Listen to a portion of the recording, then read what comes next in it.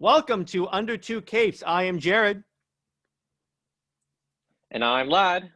And we actually have a couple of announcements. First off, the YouTube channel is all set up. The only thing that's up there right now is the podcast trailer, but I plan on doing a lot of cool stuff there, like a news show and everything. So we're on YouTube now.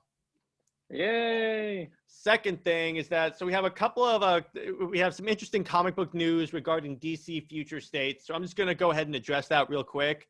First off, controversy. It's very divisive in the community. Jared and I almost stopped being friends because of it. Let me put it this way: we almost stopped becoming friends when you told me that Adam West was the best Batman. Man, he is. I highly dispute that, but okay. So, Future State. First off, it's not a reboot. It is not a reboot. I want to repeat that again. It's not a reboot because so many people are getting this wrong. All it is a 2-month. Yes, they actually detail this on DC.com. It's a 2-month long event. It's an event in January and February, and then once March comes around, everything goes back to normal.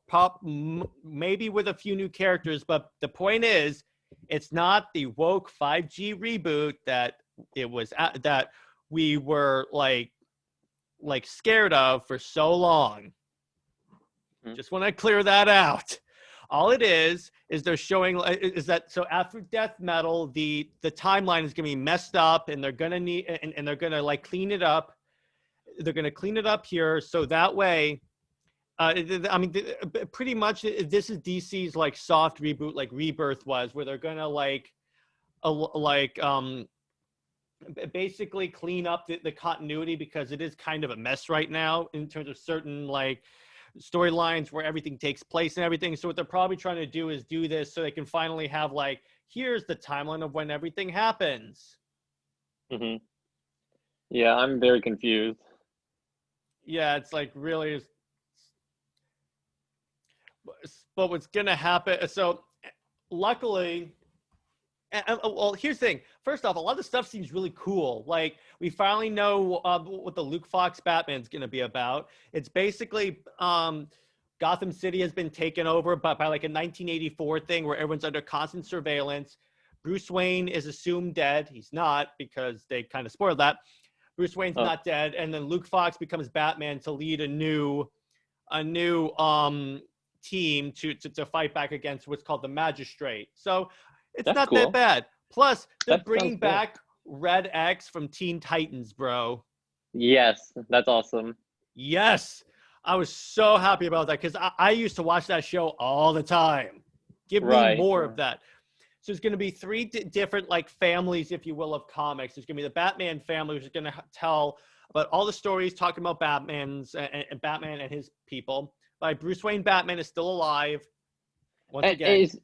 Is this kind of like what 2099 like Marvel did kind of then, where it's kind of like flash forward a little bit, or is it not that far in the future?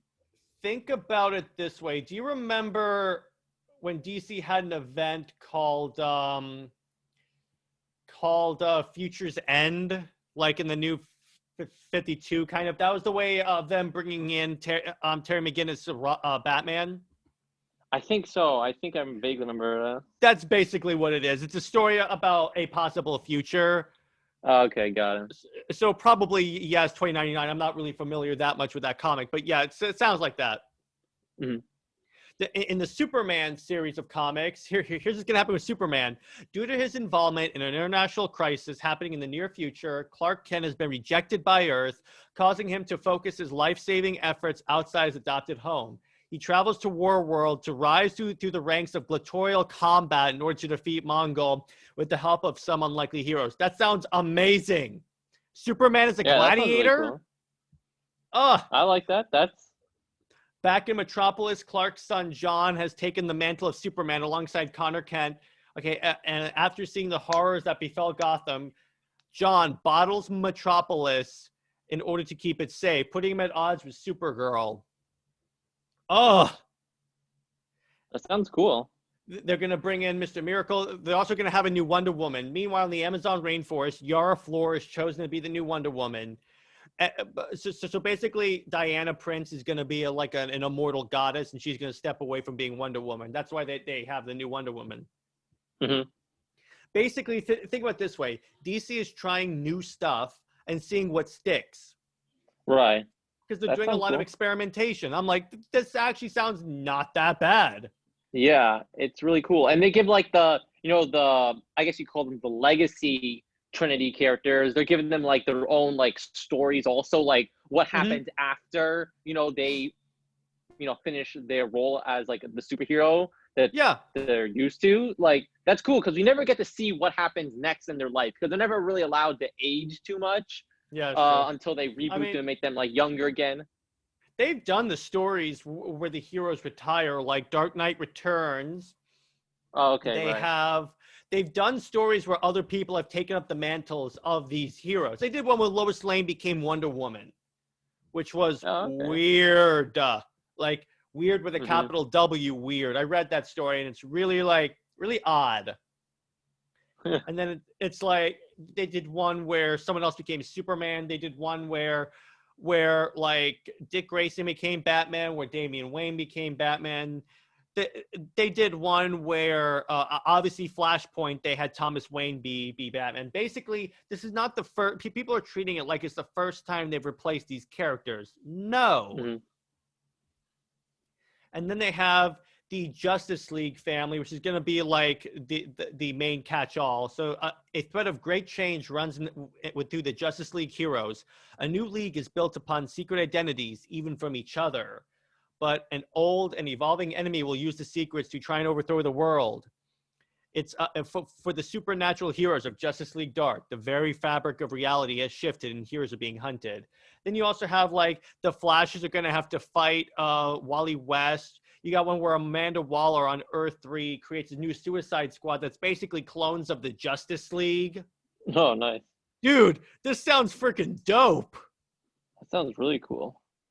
But basically, so now I understand why some people would have some type of a reaction to this because, first off, for so long they've been saying, "Oh, 5G, they're going to replace all the legacy heroes with woke counterparts." Which, two things on that. Number one, we were led to believe that it was going to be a permanent replacement, which it wasn't, and none of these replacements are woke. None of them are. So it's not. And plus, basically, DC is taking concepts that they've done before, like replacing certain superheroes. It's not like any of this is new. Yeah. It's one of those things where I feel. See, here's the thing. People, for so long, we've had this SJW stuff forced down our throat for so long with comics that I can see why people will be a little sensitive to like this happening, but I think we become too sensitive to the point where any change is bad. Or it's like where it's because here's the thing. I hear all the time people complaining that like the big two never do anything sort of different. And then I'm like, yeah, Superman and Wonder Woman. That's happened before in like other continuities, by the way. But oh, that's not what I meant. Viewers, I'm sorry. Yeah, but in your defense, lad, so has Wonder Woman, Batman, although it's never any good stories. Let me put it this way. It's never been DC and Marvel, weren't you? It's never been main continuity, bro. Your thing has never been main continuity. Mine has, so suck it. Oh boy. But yeah, so I think that the people who are calling this a woke like thing is like, it's only this way. People are calling this all new, all different DC, which is, this is not that. Not that. That was permanent. This is for 2 months, and everything goes back to normal. Oh, okay. DC has said multiple times that everything goes back to normal. So there's really no reason to be upset about this at all. So, plus, it sounds like they have a chance to tell some really unique stories, which I'm excited for, because once again, we've speculated on this podcast what the DCU is going to look like after Death Metal, and it looks pretty dope. Yeah, no, it definitely looks pretty awesome. Plus, DC does need like something to clean up the continuity, because I believe, Lad, you've asked me a couple of times where Death Metal takes place in relation to like Three Jokers, Yeah. Joker War, and yeah, that's the problem with having all these events happening at the same time, is that you get confused on which one's taking place first or after or something like that. I don't even know where anything is anymore. Everything's like the timeline's been shifted so much. Yeah, what'd you do, Barry Allen?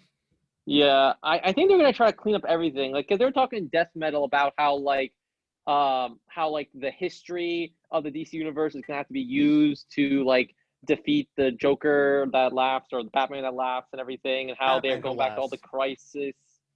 Yeah, they're going to all the crises, and that they're gonna have to rely on their entire history, not just like Oh man, the current continuity. did they roll in their history? Because they brought in Superboy Prime, who teamed up with the Justice League to fight the Batman Who Laughs. Oh man, Superboy Prime. wow. It's like, yeah, again, going on to that, they really went really deep into DC lore with this storyline, which that's normally how Scott Snyder and like guys like Scott Snyder and Jeff Johns write. They go really deep into lore, which I love lore, so please do that. Yes. All right, well, going beyond future state, I just wanted to clarify our position on that, but now we're going to talk about our topic for the week. And so, funny story. So one day, Lad and I were FaceTiming, as we normally would on a nice summer evening. And we were talking about Marvel Comics. And he goes, they have their own version of the Justice League, right? And I'm like, wait, what? He's like, yeah, they're called the Squadron Supreme. So I look it up. I'm like, yeah, these are the Squadron Supreme.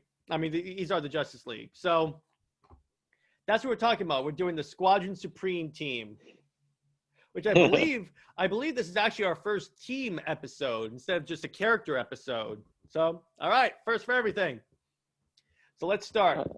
Yeah. So there we go. I already said they're Marvel's version of the Justice League. They actually first appeared in 1963 in Avengers on number 85, where the team went to Earth S, Squadron. And then they got their own series in 1985. So here are the members of the team. You've got Hyperion, which is Marvel's Superman. You have Power Princess, which we've already mentioned this many times, which is Marvel's Wonder Woman, not even trying it there. Nighthawk, who is Marvel's Batman. Blur, who is the Marvel Flash. Dr. Spectrum, who is Marvel's version of Green Lantern. So anyway, it's a pretty interesting team. First off, they've appeared in like lots of different mediums. They were in the Avengers Assembled TV show. And what's interesting is that the same guy who played Dr. Spectrum also played John Stewart Green Lantern in Justice League Unlimited. So I was like, yes! Oh, wait, really? It's the same dude. Nice. Oh, man. I was like, I remember, so I believe first in Avengers Assembled, Lad, they introduced Hyperion, and then the team came later. Okay. I think so, because I remember they had the introduction of Hyperion, and you had his fortress and everything, and then the team came in later. They also had a story where the Squadron used the Reality Stone to like make it so they were the heroes and the Avengers were the bad guys. Oh yeah, I remember that story. That was good. That was so good, yeah. And then they did one where the Squadron took over the Earth. It's like a really, so basically, they are the evil Avengers in that iteration, and I think they were still called the Squadron Supreme, even though canonically the evil Squadron Supreme is called the Squadron Sinister. All right, so recently I've been going into I've been reading Squadron Supreme comics, particularly by the writer James Robinson, and I gotta say, some of my favorite Marvel comics of all time, where in his story, the squadron is made up of members from different Earths, like from the multiverse. So it's basically a multiverse squadron, and they're hunting members of the Illuminati because over the course of the story, the Illuminati, which again is like Mr. Fantastic, Iron Man, Namor, Black Bolt, Doctor Strange, basically all the smart guys of the Marvel universe, and those ones started destroying other Earths because it would like peril like 616. So needless to say, the Squadron Supreme were like a little peeved. So what they end up doing in the first comic is they straight up kill Namor. Like Hyperion heat visions his head off. Oh. I'm like, oh boy, that's how we're starting. So it turns out, so they make a TV announcement, we're the Squadron Supreme and we're going to save you by any means necessary. So basically, they're the Justice League if the Justice League had the morals of Punisher. That's pretty much that. And then later on, it's revealed that Power Princess actually is Warrior Woman, who was the evil Power Princess from the Squadron Sinister. And what had happened was, as her world is being destroyed, first off, Warrior Woman killed the other members of the squadron so she would be able to get through the portal. So she took on all the Squadron Supreme members and killed them. Second off, then was revealed is that the good Power Princess went through the portal too. That they met in this little sort of nether realm, and then Warrior Woman tricked Power Princess into touching her, and then Warrior Woman absorbed her powers and left her to die in the nether realm. And then Warrior Woman took her place on 616 as Power Princess. So, and then eventually at the end of volume 2, which I just finished, I need to get volume 3, we find out that the actual Power Princess is actually still alive. And then, wow. Yeah, and then evil Power Princess actually betrayed the Squadron Supreme, and now she has an army of aliens at her side. So that's going to be pretty cool. So now, in the recent iteration, the 2018 is the most recent iteration of the Squadron, I believe. That's the one that got me so upset because, okay, so what they did is that they decided, okay, so here's the justification behind the creation of the Squadron Supreme of America. So the Avengers became more of a global superhero team. And Agent Coulson wanted the United States to have its own superhero squadron. So he teamed up with Mephisto, talk about doing a deal with the devil. And Mephisto created the Squadron Supreme. They're basically, artificial heroes. Now, you may be wondering, what about this could make Jared so upset? When you see the appearance of Power Princess, they basically took Wonder Woman's armor, painted it black, changed a little bit of like the armor details and stuff, but pretty much it's pretty, even like Comic Book Resources, I was reading the article on it. By the way, they call themselves DC, as in Washington, DC's greatest hero. So I'm like, oh boy, Marvel. But you're not even, and even Comic Book Resources were like, you're laying it a little thin, Marvel. It's a little heavy-handed on the copy. I believe we already did the episode where Marvel basically copies all of DC. Right. But so anyway, the other ones look vastly different from their superhero like counterparts. I mean, maybe Hyperion looks kind of similar to Superman, except here's the thing, it looks different enough that it works. I'm just pulling up an image of the Squadron Supreme of America real quick so that I can check this out real quick. All right, so yeah, it looks way different. Power Princess is the only one that looks really like Wonder Woman. Like, obviously, if you've seen a picture of Nighthawk, it's pretty obvious he doesn't look like Batman. Hyperion looks drastically different from Superman. The Blur and like Dr. Spectrum look different. So it's like she's the only one that I'm like, Yeah. what? Even when I saw it, I was like, okay, this is the problem. Unfortunately, we only really got one story with the Squadron because their main story was going to take place in the Empire event, but because of COVID, that event got canceled. No. The event did not get canceled. What happened was the Squadron Supreme's part in that event got canceled. So I'm like, no, please don't let me see this. I want to see this. Yes, it's so hilarious. Bleeding Cool, which ordinarily is not a reliable comic book news source whatsoever, is talking about, they label their thing talking about the Squadron Supreme. They go, the saltiest digs at DC from DC Comics from Marvel, and then they show the Squadron Supreme, and they're like, wait a second, something looks kind of odd here. I'm trying to find it if they mention a Wonder Woman. No, I don't. But I mean, I get it that they're the Marvel stand-ins for the League, which, okay, I can understand that part, which I get it. And see, everyone else looks drastically different, but the Power Princess one is the only one that's like really like, At least Dr. Spectrum does not really use a ring. Yeah, that's true. It's like a gem. So I'm like, okay, that's at least they differentiated it that way. But anyway, but by the way, the Squadron Supreme are going to be in the MCU at some point. They confirmed it. They might show up in Loki. But I'm like, please give me that. That's the one. If they introduce the Squadron Supreme, that would be the one thing that would get me excited for the MCU again.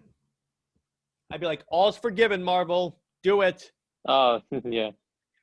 And watch them cast Gal Gadot as Power Princess. That'd be great. That'd be hilarious. Yeah. And they just make the armor black. Oh, boy. Oh, yeah. Here's another hilarious title of an article. The Justice League is saving Marvel's universe. Wait, what? That's so good. All right. So anyway, Alad, do you have anything to say about the Squadron?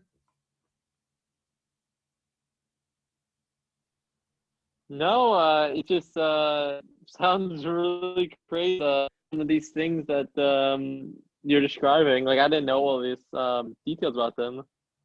Yeah, it's really, really interesting. I love how, by the way, you're the one who told me about the Squadron Supreme. Because you're like, hey, you know that Marvel does have a Justice League. And I was like, wait, what? I was like, I'm reading the Marvel Encyclopedia entry, and it like says, okay, for Power Princess, she comes from an island of only women of Utopia. She's a tough warrior. I'm like, okay.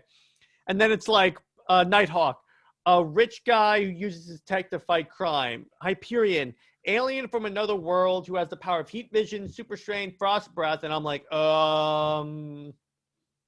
it's like Dr. Spectrum, hard light constructs. I'm like, Yep. Enough bashing the Squadron. See, when I was reading the comic, what flashed to me is I'm like, I want this to be an MCU movie. This would be great if they started building toward this. Dude. Right. I just got an idea. What if they're the big bad, the Squadron Sinister that they tease for like 10 years later for like the next Endgame? They're fighting like the evil Squadron Supreme. Yeah, that could be something interesting. That would be dope. All right, so so let's see. What else can we talk about with the Squadron? Oh yeah, they have appeared in the Lego games. At least Hyperion did. He was a character that you can unlock as DLC for the Lego Avengers game, I believe. Which that's the only character I play as because it's pretty much Superman. Right. But what's funny is he showed up. So he was a character to play in Marvel Ultimate Alliance 2, but I think it was like the PlayStation version or like the handheld version, not on the Xbox. So I was like, no, no. Oh. I'm like, are you freaking kidding me? You take that away from me, Marvel. But Hmm. I'm just like flabbergasted. But anyway, lad, who do you think would win, the Squadron or the League? Oof. That's a tough question. But like, Because, is Hyperion really as strong as Superman? yep, I don't know if he has a weakness like Superman does, though. That's a good question. It's I a don't good. remember Let me actually exactly. check that because I want to see if Hyperion, if he has a weakness. Let me see here. Does Marvel's Hmm. Hyperion have a weakness? It'd be hilarious if it says Green Rock. Oh my gosh. All right.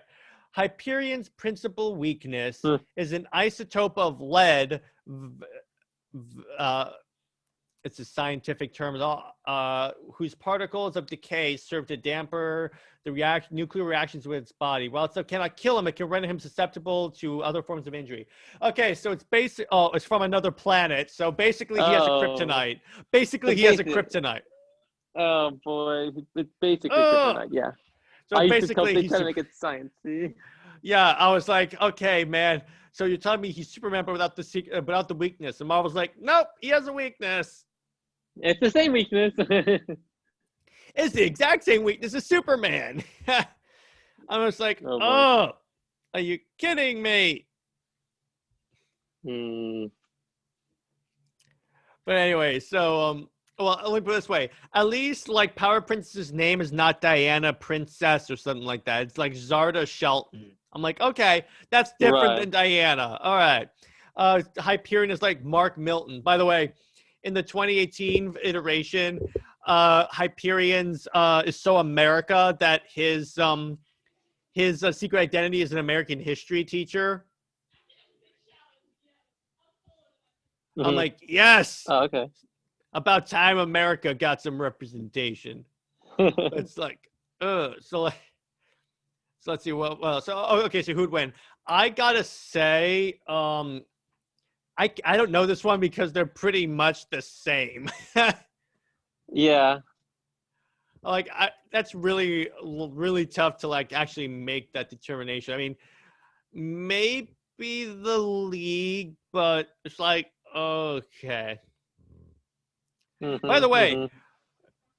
so the Doctor Spectrum from the comic story I just told you. Do you know what her Earth is? It's Earth What? It's Earth 4290001.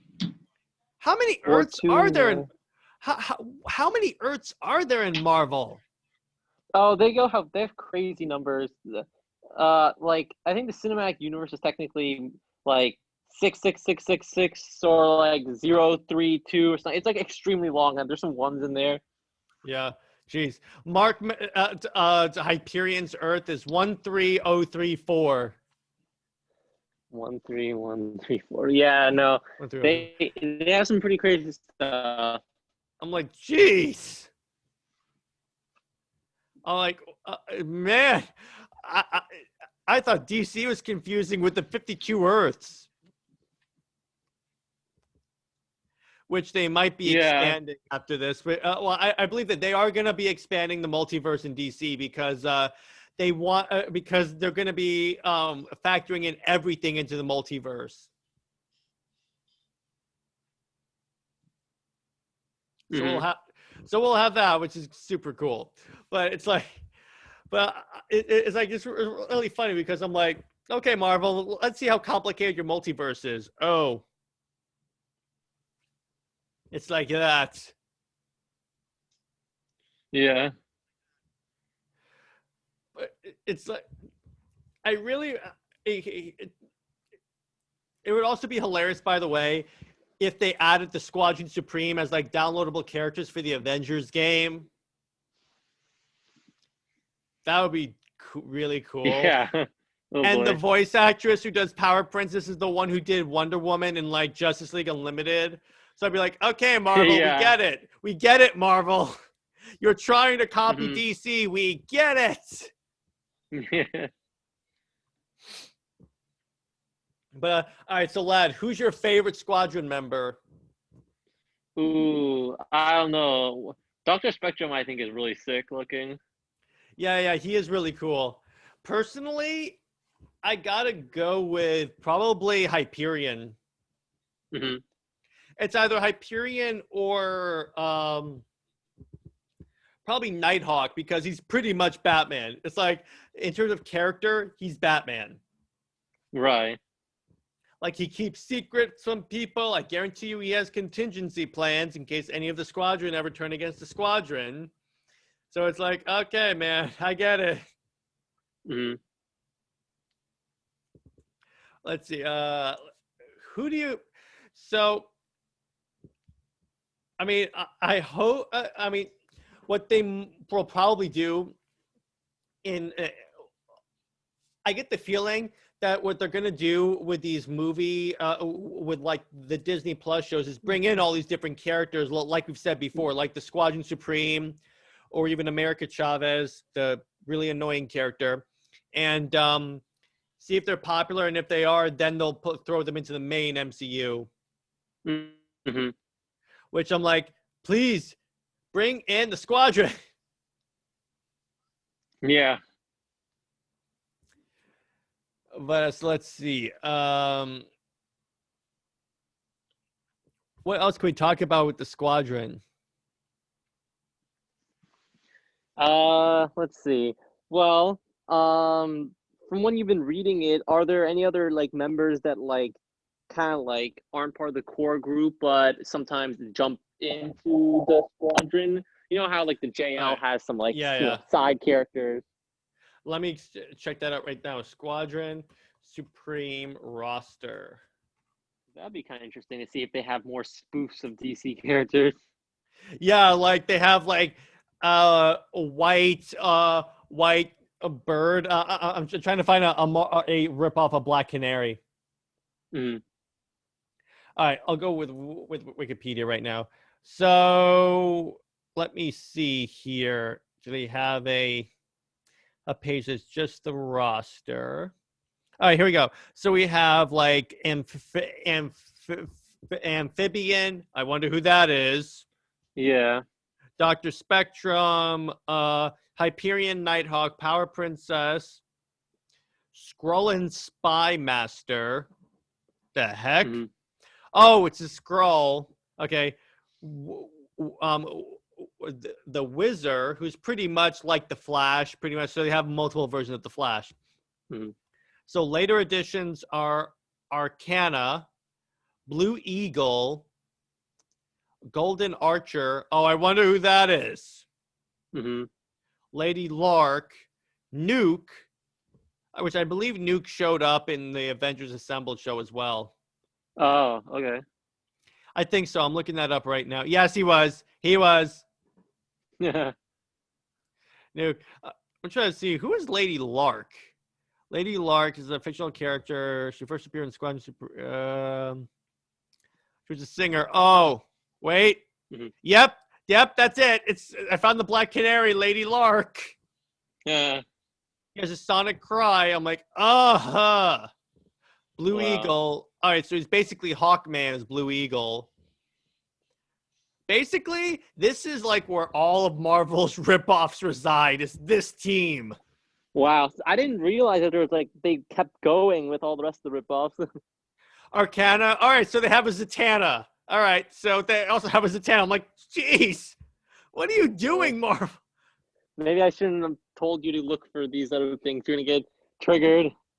Yeah, now I'm triggered. Jeez, who's Tom Thumb? I want to see this. Oh, Adam. Oh yeah, guess what? I found a page that's like legit. It has the Squadron members and their JLA counterparts. Like Nuke is apparently Firestorm. Oh, okay. Oh man, this is hilarious. Yeah, Blue Eagles, Hawkman, Lady Larkin's Black Canary, pretty clearly Black Canary. Um, Golden Archer is uh, it, originally named Hawkeye, later named Black Archer, and then went to Golden Archer. It's Green Arrow. Skymax, the Skrullian Spy Master, is Martian Manhunter, and Amphibian is Aquaman. Yeah, this is like, wow. Do they live off an Earth that's like, it would probably be Earth DCRO, DC ripoff. Oh boy.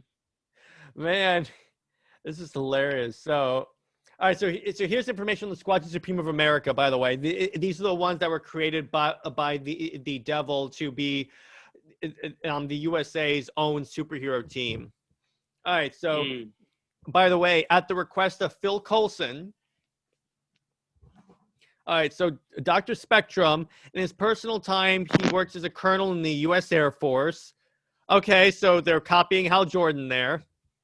Hyperion, he was programmed to be a mild-mannered man raised by farmers, oh God, who had the strength of an eternal. In his personal time, he works as a history teacher at a high school in Kensington, Maryland. All right, mild-mannered. So Power Princess was programmed to be a lustful power woman from Utopia Isles. Yeah, there you go. Who wore a special necklace to dampen her powers when in her secret identity as a professional boxer. All right, well, at least they didn't say she was a diplomat. Nighthawk, an African-American variation of Kyle Richmond, who is the secret identity of Nighthawk. Nighthawk was programmed to be in top 10 physical condition while sporting, some doubt and jealousy of his teammates enough for him to brood. So Batman. In his personal time, he is a U.S. congressman elected to the House of Representatives to represent Washington, D.C. Okay. 1 second. Just DC.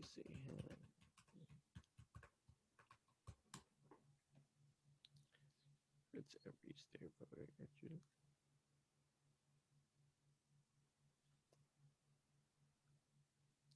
Wow. One second. Hey, I'm looking something up. So it said he was a United States representative from DC.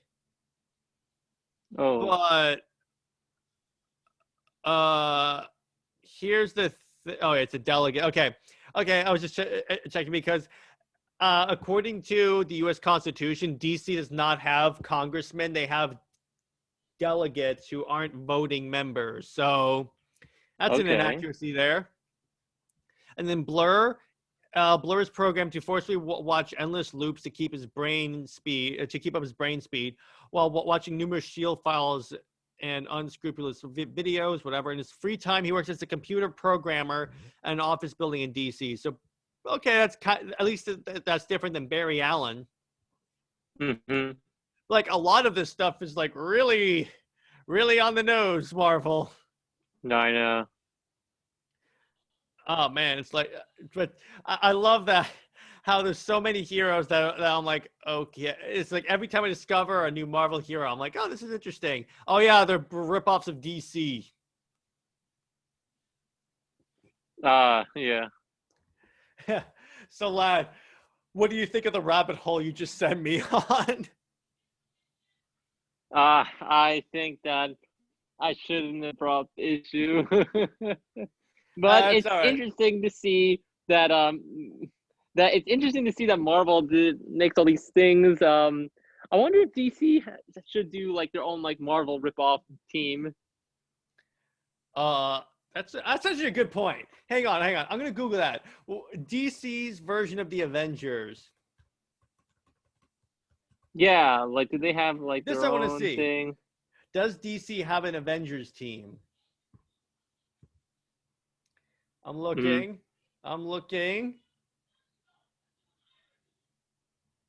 Yeah, so people are already asking. I mean, like how Marvel has a Squadron Supreme, who's basically the Justice League. Let me see. Okay. They have the Maximums, who are basically the Ultimates, I guess. Let me check that out. Oh, Future Family of the Fantastic Four, Champions of Angor, the Assemblers. Okay, so and the Assemblers are direct examples of the Justice League. All right, so let me Google these names and see what I can find here. DC Comics, paste in.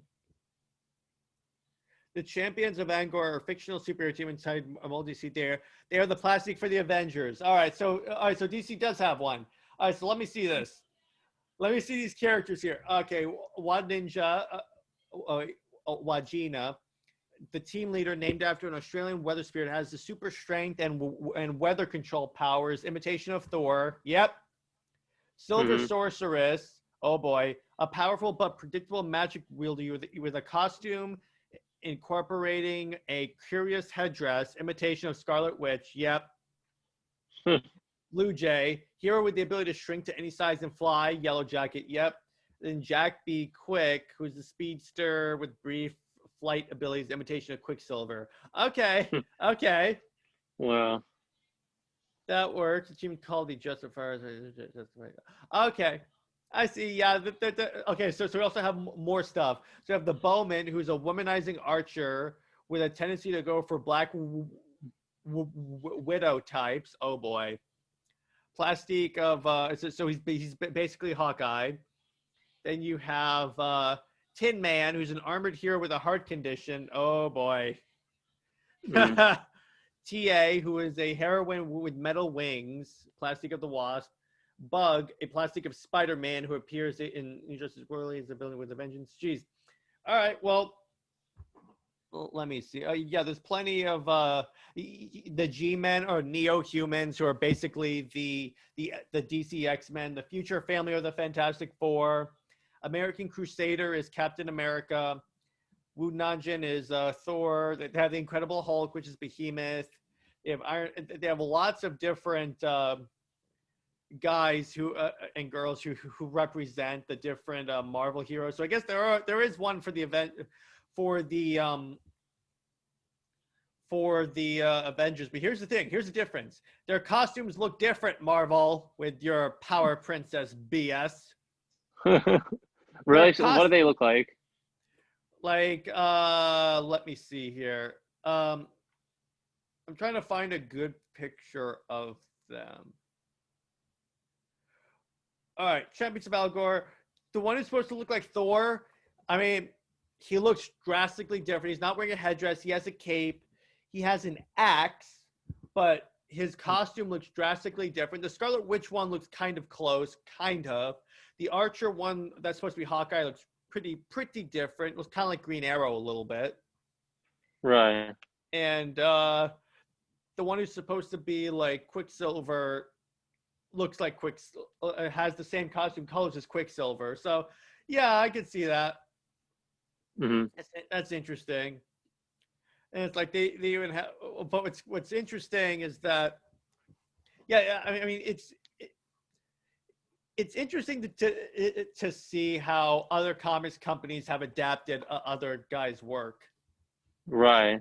Apparently, they may have shown up in Justice League. Actually, no, it's actually fan art. I thought that they showed up in the Justice League action show. Like, no, they didn't. All right. Well, so let's see what else can we do.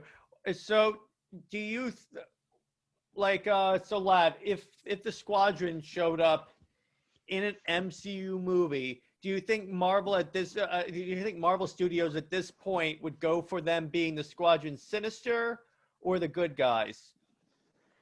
Oh, that's a good question. I feel like they would probably use them as like villain characters, and then so that way they can like really have them in one movie, because like hide the characters in the comics, or maybe people won't see it as much. But I think if they start having like multiple movies with like these guys, people will be like, wait a second, that's the Justice League, you know? So I feel like they could be good as like a villain group more. Oh wait, yeah, that's true. I'm looking at a comment about the Squadron Supreme, and someone's like, "Man, they just straight up draw Wonder Woman now." Oh, I think I lost Lad. All right, I will get him back in. But yeah, it's really interesting. Going back to what we're talking about. Apologies, by the way, for the technical difficulties. But it is pretty interesting seeing how. Okay. So there you are. All right. Nope, I'm alive. Sorry. But anyway, I was reading a comment and it says, "Man, they just straight up draw Power Princess Wonder Woman these days, huh?" Yep. I'm like, "Yep, pretty much." But yeah. So I agree with you. They'd probably use them as villains, and honestly, they would probably, in my mind, sort of solve Marvel's villain issue, because what they could do, which would be interesting, is they could have it, like in the next phase of movies, they could have each villain be like a villain from like one of the other new Avengers movies, and at the end of it, they'll have like Nighthawk go around and say, "I'd like to talk to you about the Squadron," or something like that. That way, it's like a reverse of what happened last time. Yeah, that could be pretty cool. It's like evil. It's evil and Nick Fury. Yeah. Yeah. Then I feel like because they could do. There's a lot of potential with the Squadron. Because first off, it would bring Marvel. It would at least bring in fresh characters that people actually want, not Mhm. like the Eternals. Because I get the feeling that, again, I mean, Lad, are you excited for the Eternals movie? Be honest. I don't really know what the Eternals are, to be honest, but First off, me too. But second off, not really, because it doesn't look that interesting. It's gonna have a Bollywood dance scene. yay! Just actually, that I was hoping that was on my checklist of things I wanted them to see. Yeah. Ugh. But it's like, it's just, once again, what I think they should do is bring him in, but bring him in one at a time. Don't have all of a sudden the entire team show up, Mm-hmm. because there's so much potential. And then what they could do is that they could start teasing them, like all of a sudden you'd see like Hyperion's emblem on like a piece of paper that they're like talking about Project Hyperion. Maybe they'll be like, Mm-hmm. okay, some woman with a sword spotted in New York. It'd be like these small teases, and then they bring in the team at like the last second, and then they could have a movie where everyone thinks the Squadron are like good guys, and then it turns out it's the Squadron Sinister. Right. Which would be like, what would happen is that they could convince like the world to like hand over their power and everything. So it basically turn into a sort of like secret empire, except instead of Captain America being the bad guy, all of a sudden it would be the Squadron. That could be kind of cool. There's some potential. Yeah. At least what they should do is give them their own animated series, or just their own live action Disney Plus series, because Disney drastically needs that. Yeah, that could be kind of interesting. I could see either one be working pretty well, or maybe introducing them in some of the DC. I mean, not sorry. Yeah, the Disney Plus TV. I meant to say Disney Plus. The Disney Plus TV shows. Yeah. Yeah, that's 100% that they could because I do know apparently the rumor is that's the plan, is to introduce them in the Loki series, so that they're probably just going to see how popular that is, and then they're going to bring in fully the Squadron Supreme, which I'm like, please, as soon as possible, do this. That could be really cool. Yeah. For the love of God, do this. This would be so great. Because let me put it this way, at least it'd be different characters. We're always complaining about how the MCU keeps rehashing the same characters. If they fix this, Right. Yep. That could solve the problems. yeah. All right. Well, that should call it a night for the Squadron. But anyway, so let's talk a little bit more about the podcast. So we have the YouTube channel, and then I'm going to be doing the news show, and then a couple of the episodes, and then like probably the episodes are going to go up there too, in addition to our podcast stuff, just to reach like a larger audience. And then we'll have the news show on there, which will be on a different day. I'm still trying to figure out what day I should put that on. And then what the news show is going to be is like, if there's like a breaking comic book news story, I'll talk about it either by myself or Lad will hop on depending on our schedules. Then we'll talk Yeah. about it.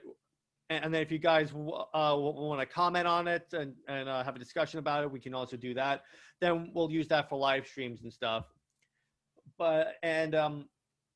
In terms of next week's episode, I was thinking, the next episode of the show, because I believe Lad's going to be incapacitated. Yeah, maybe. Yeah, the next episode, I was thinking we should do the Arrowverse. Ooh, that could be interesting. Want to be a lot of bashing though, or? Not necessarily. We don't have to spend the whole time bashing the show. We could start talking about the stuff we liked about it. Mm-hmm. Because let's be clear. Actually, I want to clarify something. The Arrowverse was not all bad. Because it was really cool, like in the beginning, because you had everyone's like, wait a second, you're telling me that we could have a DCEU but in TV show form, and it could be this cool? Mm-hmm. Oh man, that would be so great. Mm-hmm. And then it's like, oh yeah, I'm looking at another picture of the Squadron. Someone commented, "This is legit just Wonder Woman except in black." But anyway, yeah, it's like I'm not the first person to be like, "What the hell, Marvel?" Oh boy, honestly, I feel like if you showed the Power Princess picture to someone who wasn't really like just kind of knew superheroes a little bit, they would think that was Wonder Woman. They really wouldn't know that's not Wonder Woman they're looking at. I mean, what I did was, I showed it to someone close to me, and I was like, okay, so wait a second. Okay, so who is this? And so someone probably said, someone said Wonder Woman, and I was like, no, that's Power Princess. I'm like, who's Power Princess? Marvel's Wonder Woman. But anyway, so the Arrowverse, we didn't hate. I don't hate the Arrowverse. I just hate the direction it went in because because here's the thing. Arrow was great, even if they completely made him like Batman, even though he's supposed to be super comedic and sort of light and bright. Then they started introducing new characters that had never shown up, like White Canary, who as of yet has not shown up in the comics either. I mean, the only character I think to show up in the comics is his basically roadie, John Diggle. That's it. Mm-hmm. And I like the idea about how they tried to bring in a sort of shared continuity universe. That was super cool because we've never had that before, right? Yeah, that was really good. It's just that, okay, and they brought in Supergirl, which started off great. I'd say the first 2 seasons was really good. Mm-hmm. Really interesting. They brought in Martian Manhunter. They finally had Superman. Legends of Tomorrow happened, and that was an interesting concept with time travel. They nailed Vandal Savage. I'll give them that. Yeah, that was really good.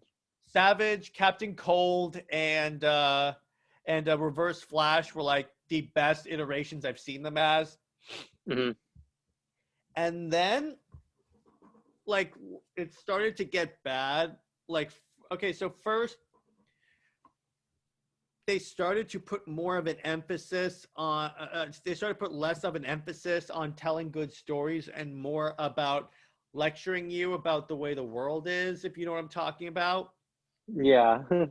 Which, there's a time and a place for that. 100%. I'm not against that at all because social commentary is 100% important in art. But they should have done it like the X-Men did, because with the X-Men, they're straight up supposed to be a symbol for racism. They're basically supposed to be a stand-in for racism. Mm-hmm. And they do that really well because they tell fantastic stories with great characters. It's just also, I would have done it. I would have enjoyed it more, the series more, if they didn't have so many annoying characters on Supergirl. Right? It's like they had a couple of really weird characters. Yeah. And once again, my biggest issue is that they have Superman, but they don't bring in the other two members of the Trinity and then decide, hey, we're going to form the Justice League. No. We don't need them. It's like they have Batwoman, which, by the way, the TV show was terrible. And from what I've seen, from what I've heard, I've never seen it. But it's like, okay, so here's the thing. Here's how easy it would have been for them to at least say that Wonder Woman exists in this universe. And once again, Lad and I have had this discussion. When they talk, there's a scene where in Legends of Tomorrow where they save Helen of Troy. And they decide, okay, so we can't send her back. I mean, I don't think it was Helen of Troy. Yeah, it was Helen of Troy because, it was Helen of Troy. They decide, okay, so we're not going to send her back to Troy because she doesn't want to marry this guy. So let's just bring her to Themyscira. Here's what they could have done. They could have had a shot on the beach of Themyscira, like in the Wonder Woman movie. They could have had the Amazons. Actually, they could have had her dropped off. They could have shown her walking up the stairs into the Themysciran area, say, hey, can I stay here with you? They would have been fine. This dark-haired little girl, probably 5, 6, or 8 or 9, but by our standards, because I know Wonder Woman's immortal. And she could have run by across the screen, and then Hippolyta would have gone, Diana, stop running. That's how easy it would have been. Right. Just to say, hey, Wonder Woman exists. I mean, they kind of did with the Smallville comic series, but not in the TV show. Yeah. I'm like, I mean, you have no idea. I mean, it's like because they started the Arrowverse before the DCEU really got started, right? Right. So I'm watching it, and then they keep referencing like Bruce Wayne, Diana. It's like even in the Flash episode where it's like an alternate reality you see on Flash's phone on the contacts it has like Bruce, Diana. I'm like, oh, you're killing me, CW. Mm-hmm. But anyway, so I'm getting too much off on a tangent, and the episode is coming up. But the point is, we don't hate the Arrowverse. There are some cool things they did. Like their crossovers, to a certain degree, were pretty good. I mean, the last two, I mean, Crisis on Infinite Earths was good because they brought in like Kingdom Come Superman, and they had Kevin Conroy Batman. Mm-hmm. But I mean, Elseworlds was stupid, but Crisis on Earth X was amazing. Right. They really did that well. So I just want to be clear. We're not Arrowverse haters completely. We just feel like they made a couple of creative decisions that weren't the best. Mm-hmm. That's just it. That's just all we need. That's just all I'm saying. Yeah. But all in all, I mean, here's the thing. I mean, so lads, since these shows keep getting canceled and Arrow has ended, I mean, what shows are there left to watch besides The Flash? I don't know actually, and I mean, I don't know how much longer Flash has anyway. Yeah, I know they're gonna have a Superman series, but honestly, I feel like the Arrowverse is on its way out. Yeah, especially with now what's it called? DC is getting some live action shows specific to HBO Max. I feel like they're gonna start doing their own stuff. Yeah. Yeah, and it's because I feel like all these shows are going to be canceled soon because DC wants to have like more synergy and everything. And it's because here's the thing. These shows have stopped being popular, really, like mainstream popular. Right. Because, I mean, Batwoman is good. I think Batwoman is next to be canceled because that show has never been popular pretty much. And then we already know Supergirl was canceled. Arrow ended. I don't think they're going to follow through on the Arrow and the Canary series. And then I think Flash and Legends are going down. So I feel like eventually that they're just going to say we're not going to do this anymore, and we'll just make HBO Max do our stuff. Because when you think about it, they have a big series, air quotes, coming out called the Snyder Cut. I think I heard about that somewhere on like the bottom of the list of things. Yeah, I know. It's no big deal. Something called the Snyder Cut is coming out. It's no big deal. But no. But it's like but I feel like it's going to go up because I get the feeling that DC is going to have that stuff kind of go out, or at least the shows we have now will go away. Like what they'll probably do is they'll start new shows in that continuity. Mm-hmm. I mean, maybe they'll keep Flash. I'm not entirely convinced that they're going to cancel Flash because that's about the only good one they have left. Mm-hmm. And I feel like I know Batwoman's gone.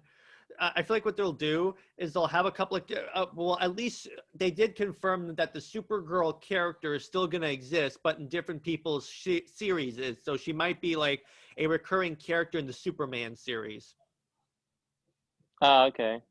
I mean, at least we're getting a Superman series. So I'm like, okay, now they're starting to get to A-list characters. Right. I mean, besides the Flash, but I'm like, please, for the love of God, bring in Wonder Woman and Batman. Just do it. Mm-hmm. It's like that Shia LaBeouf meme. Just do it. Just do it.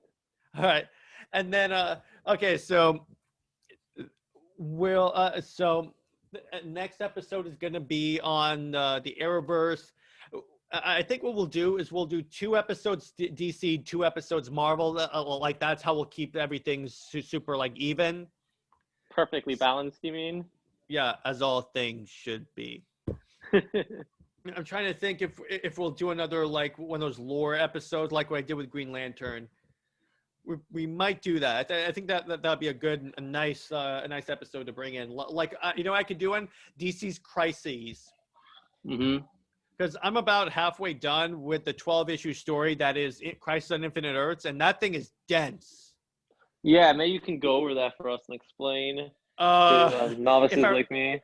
If I recover from a headache, sure.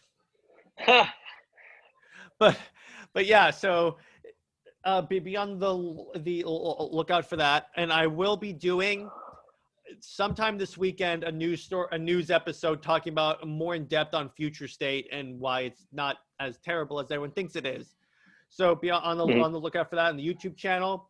On the YouTubes, it's Under Two Capes podcast. It has the same profile picture as this podcast on all the platforms. So you can come and check that out. Like, comment, subscribe, the whole shebang. And by the way, this will also probably be the first episode to be on YouTube, so we're excited for that. Mm-hmm. But yeah, so this has been Under Two Capes. Lads, always a pleasure co-hosting with you. No, it's always fun. Yeah, some good conversation today. Yeah. All right, guys. Stay heroic, and we'll see you in the next episode. See ya.